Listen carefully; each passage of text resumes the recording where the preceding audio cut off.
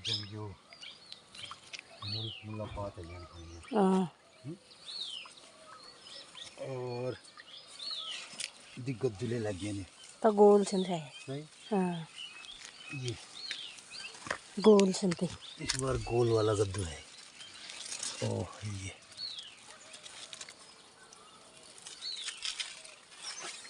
लगानी तो तले गोले सने इसमें एक चीज देखो ना मैं हाँ जितने भी बेल वाली सब्जियां होती हैं उसमें पहले फल लगता है, उसके आगे लगता है फूल।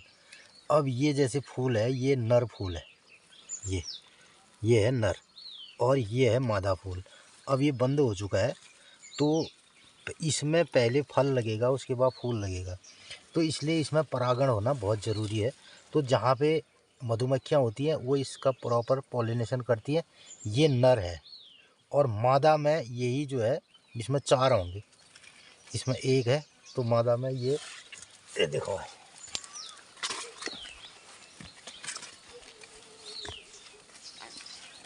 मादा फूल में है जैसे ये है। अब मैं इसको खोलता हूँ, ये भी बंद हो चुका है और इसमें मधुमक्खियाँ चल रही हैं तो इसका मतलब इसमें परागण हो रहा है। तो अब ये देखिए मादा में यही जो है ये 4 की शक्ल में है, ये अंदर 2 इस पेयर में 2 इस पेयर में और नर में 1 होगा ये। तो ये नर है ये मादा है। तो मादा में पहले फल लगेगा, अगर इसमें सही पॉलिनेशन नहीं हुआ तो ये गिर जाएगा फल, जैसे ये गिर गया ये। तो इसमें सही परागण नहीं होने के कारण ये फल गिर भी जाते हैं और इसकी बढ़वार रुक जाती है। ये रहता है आजकल जो अभी हमारी कद्दू वाली जो फसलें हैं, जितनी भी बेल वाली फसलें हैं उसमें पहले इसमें अब ये देखिए ये परागण हो रहा है, ये हो रहा है, ये मधुमक्खी इसमें है, ये नर के बाद किसी मादा वाले में भी जाएगी। तो जैसे ये है, अब ये इसमें इतनी मधुमक्खियाँ चली गई है तो ये नर से लेकर के इसमें परागण करेंगी और एक प्रॉपर इसका पॉलिनेशन होगा, निषेचन क्रिया होगी और ये फल परिपक्व बनेंगे, ऐसा रहता है।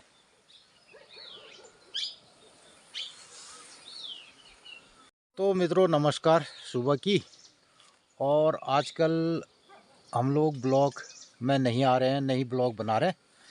तो मित्रों कुछ पारिवारिक परेशानी के चलते थोड़ा मन नहीं बन रहा है ब्लॉगबाजी करने का। और तो फिर भी कुछ काम हम जब सुबह करते हैं तो समझते हैं कि अपने मित्रों में इस बात को शेयर करें। और यही गांव पहाड़ में हमारा चल रहा है विगत 30 सालों से। तो ये दौर मित्रों हमारे लिए बहुत कठिनाई वाला गुजरा है और कुछ पारिवारिक परेशानी के चलते हम लोग ब्लॉग में आपको ब्लॉग नहीं बना के दे पा रहे। तो इसके लिए हम क्षमा चाहते हैं, लेकिन धीरे धीरे फिर हम रूटीन पे आएंगे और आपको अपने ब्लॉग से फिर रूबरू कराएंगे बहुत सारी चीज़ों से। और सुबह सुबह ये पपीते की नई कोपलें हैं, ये जो इतनी नई कोपलें हैं, अगर आपने सुबह इसको एक खा लिया बगैर चाय पानी पिए, ये हमने तोड़ा पपीते की कल्ली और इसको खा गए। तो कई लोग जो शुगर शागर चिल्लाते हैं, पता नहीं होता है नहीं होता है, मुझे तो हमें तो पता नहीं, हमने कभी चेक भी नहीं करा। लेकिन ये हम खाते रहते थे। और ये पपीते की जो ये वाली कोपलें होती हैं, ये वाली,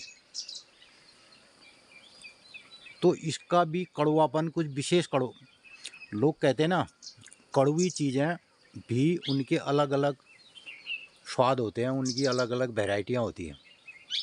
कड़वा एक ही किस्म का नहीं होगा कि वो कड़वा है, तो इसकी कड़वाहट में कोई विशेषता होगी। और बहुत सारी कड़वी चीज़ें होती हैं प्रकृति में, लेकिन उनकी अपनी अपनी विशेषताएं होती हैं। तो इसकी भी अपनी विशेषता भिन्न होती है, ठीक है। और आज भी हम पपीते तोड़ रहे हैं तो मित्रों, कई लोग कहते हैं ना आपके पपीते बहुत मीठे हैं क्या। आपको मैं बताना चाहूँगा, पपीता आम नहीं होता है।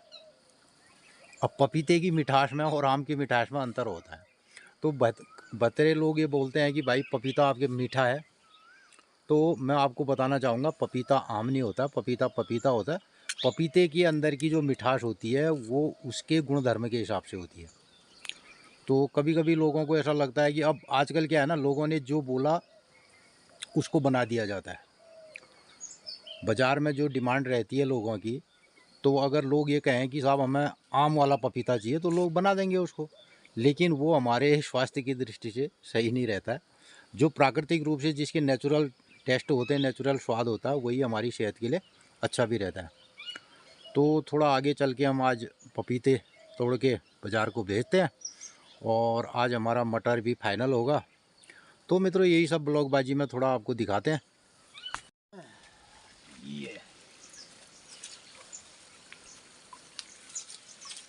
अब ये पपीते हम देखो आपके सामने पेड़ से पके हुए तोड़ रहे हैं ये ना। अब होता क्या है, ये चीज़ें जब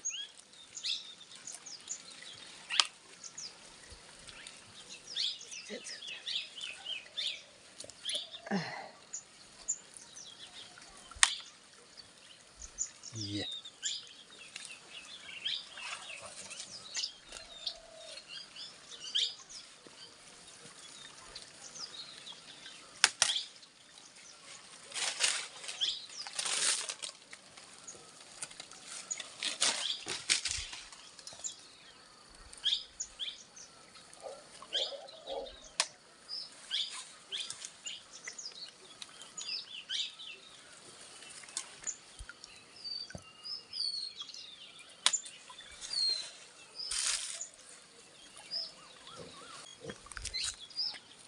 ये करो रहा से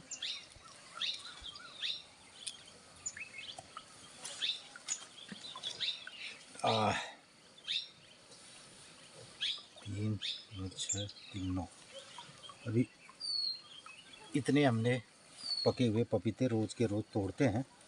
और हालांकि इसका तरीका क्या है कि अब पपीते पूरे तोड़ देने चाहिए, इसको पेटियों में पैक करके और इसमें कार्बेट लगा करके और इसको पेपर से पैक करने के बाद बेच दिया जाए। ये तरीका होता है जो आधुनिक खेती किसानी है।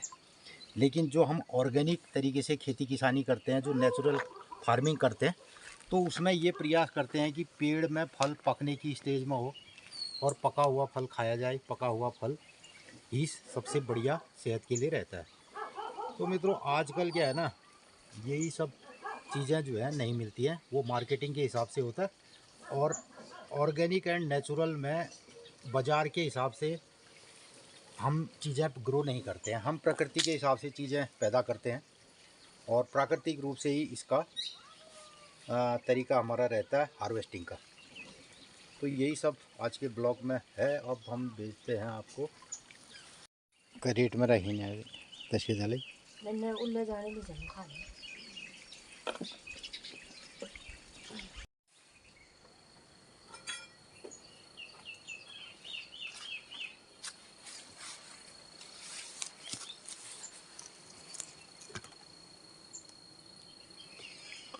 ये है प्याज और चौलाई, आजकल चौलाई की सब्जी। और ये है धुआर। तो ये धुआर की जो कलियां हैं ना, अब ये सुखाई जा रही हैं।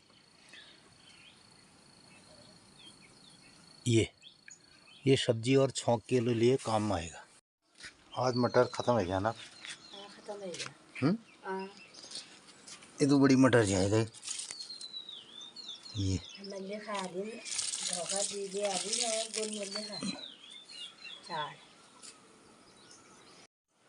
पोरों वो कौन ला रहे वो जो कोने फोन कर दिया बबलू लदी रही इनका मिल पापी इसलिए। अरे जया हैं जया हमारी को बहन जी कहना।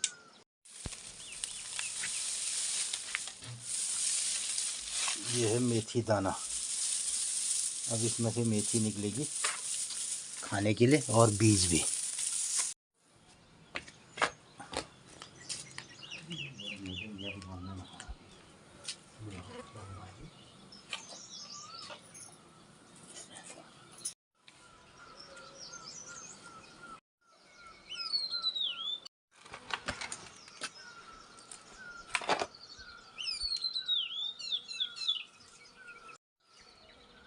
ये हैं पुराने परंपरागत बीज और उनकी फसलें। तो आजकल तो मित्रों इसके हाइब्रिड वर्जन मिलेंगे सारे बीज अब, लेकिन ये हैं परंपरागत बीज और उसी शैली से इनका कृषिकरण किया जाता है, जिसे आजकल कहा जाता है श्री अन्न। श्री अन्न की श्रेणी में ये बीज सारे होते हैं। ये है अलसी और यहाँ पे है ये चमसूर। तो अब हमारे जितने भी पहाड़ी बीज हैं रबी सीजन के, उनको कलेक्ट करने का अभी टाइम आ गया है, उनको सुखा करके और अगले साल के लिए बीज रखने का ये वक्त होता है। तो हम कुछ परंपरागत बीजों पर जो उनके रख रखाव पर काम कर रहे हैं, तो उसमें ये बीज कुछ हमारे पास बचे हैं पहाड़ के, जिन पर हमारा प्रयास रहता है। तो ये है चमसूर हालंग और एकदम पहाड़ी बीज ये है, परंपरागत और ट्रेडिशनल।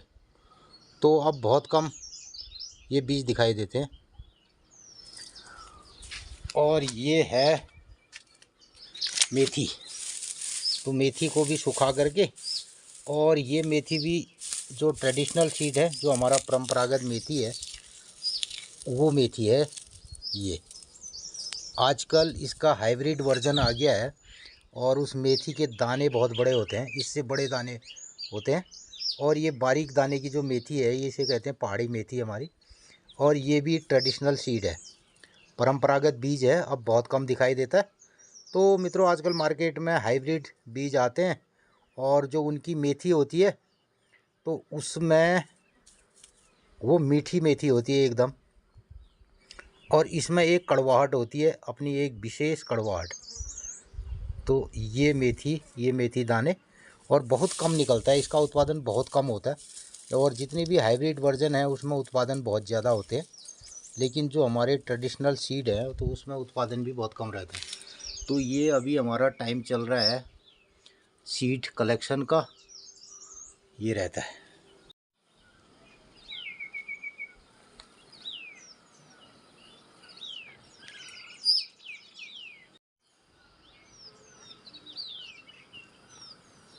तो सुबह का अब 7 बजने वाला है, बहुत सारा काम हमारा हो चुका है गांव पहाड़ का। तो मित्रों अभी रबी सीजन की जितनी फसलें हैं उनको कलेक्ट करने का ये हमारा सीज़न रहता है गांव पहाड़ में। लेकिन अब गांव पहाड़ में रबी और ख़रीफ सीजन की बहुत सारी ट्रेडिशनल फसलें धीरे धीरे समाप्त होने जा रही है।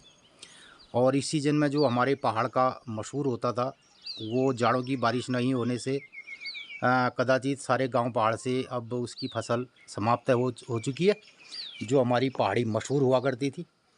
और गेहूं की फसल भी गांव पहाड़ में अब रबी सीजन की लगभग सारी फसलें अब नहीं होती हैं। और कतिपय जहां पे कुछ लोग अभी कर रहे हैं कुछ गांव, तो उनमें से एक हमारा गांव भी इस कार्यक्रम को करते आ रहा है और अभी भी करता है, लेकिन बहुत मुश्किलें हैं। तो मित्रों जितने भी क्रियाकलाप अभी हम गांव पहाड़ में हम कर रहे हैं, या मेरी उम्र के लोग यहाँ पे कर रहे हैं, और आने वाली नई जनरेशन इसको वो करने वाली नहीं है, और इसको करने का कोई अर्थ भी अब नहीं बनता है। लेकिन धीरे धीरे जो हमारे पुराना ट्रेडिशनल खान पान था और ट्रेडिशनल हमारी फसलें थी, और जिसके अपने अपने विभिन्न स्वाद और विभिन्न कल्चर गांव पहाड़ में हुआ करता था, धीरे धीरे हमारे गांव पहाड़ से ये अब समाप्ति की ओर है।